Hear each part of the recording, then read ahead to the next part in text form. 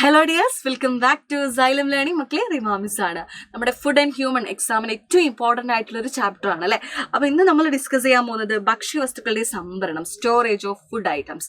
നമുക്കറിയാം എന്താണ് കൃഷി സ്റ്റാർട്ട് ചെയ്തതിന് ശേഷമാണ് ഈ ഒരു മാറ്റങ്ങളൊക്കെ ഉണ്ടായിരുന്നത്. അതായത് ബാക്കി വന്നവ സ്റ്റോർ ചെയ്യണം എന്നൊരു മൈൻഡ് ഇവർക്ക് വന്നിട്ടുണ്ടായിരുന്നത് അല്ലേ. അപ്പോൾ കൃഷി നന്നായിട്ട് വ്യാപകമായി. നോക്കിക്കോ, early humans gather their food only for their day to day life അല്ലേ.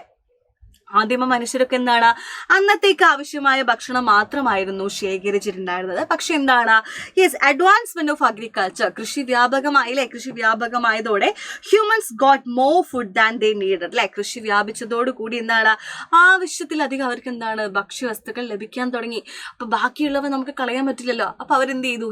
ബാക്കിയുള്ളവ സ്റ്റോർ ചെയ്യണം എന്നുള്ളൊരു മൈൻഡ് അവർക്ക് വന്നു. ഓക്കെ, നോക്കിക്കോ, special facilities were needed to store what was left after the daily requirement.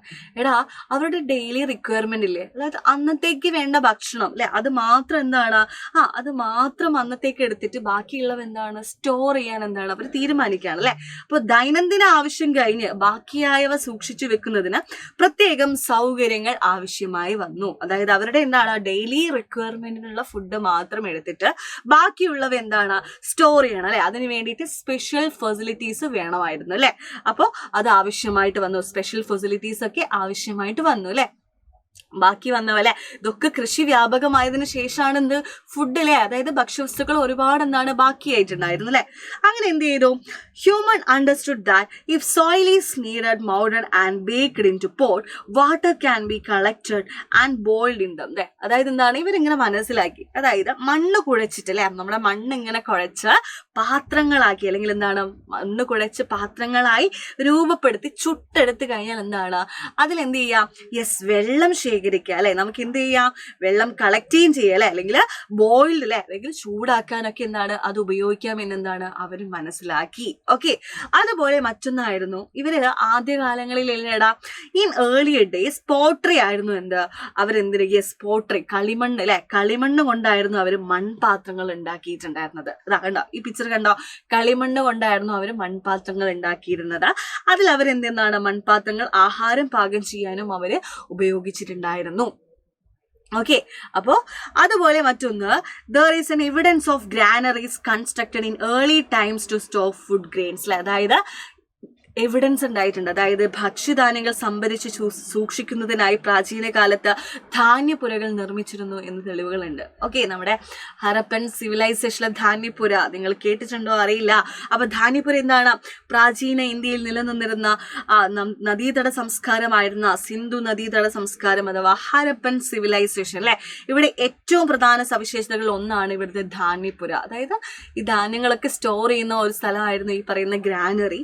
അവ ഇഷ്ടിക കൊണ്ടായിരുന്നു ഉണ്ടാക്കിയിട്ടുണ്ടായിരുന്നത്. വിദൂര ഗ്രാമങ്ങളിൽ നിന്നൊക്കെ ആളുകൾ ധാന്യങ്ങൾ ഇവിടെ സ്റ്റോർ ചെയ്യാൻ വേണ്ടി കൊണ്ടുവരികയായിരുന്നു. The Indus valley civilisation of Harappan civilisation was a river valley civilisation that existed in ancient India അല്ലെ. അന്നത്തെ കാലത്ത് ഉണ്ടായിരുന്നതാണ് കേട്ടോ. One of the most important feature, അതായത് ഇവിടുത്തെ ഇൻഡെക്സ് വാലി സിവിലൈസേഷനിലുള്ള ഏറ്റവും ഇമ്പോർട്ടന്റ് ആയിട്ടുള്ള ഒരു ഫീച്ചർ ആയിരുന്നു ധാന്യപ്പുര, ഗ്രാനറി എന്ന് പറയുന്നത്. ഇവിടുന്ന് എന്ത് ചെയ്തു? ദേ വർ ബിൽഡ് ഓഫ് ബ്രിക്സ് അല്ലെ. അവര് ഇഷ്ടിക കൊണ്ടാണ് ഈ ഒരു ഗ്രാനറി അല്ലെങ്കിൽ ഈ ഒരു ധാന്യപ്പുര ഉണ്ടാക്കിയിട്ടുണ്ടായിരുന്നത്.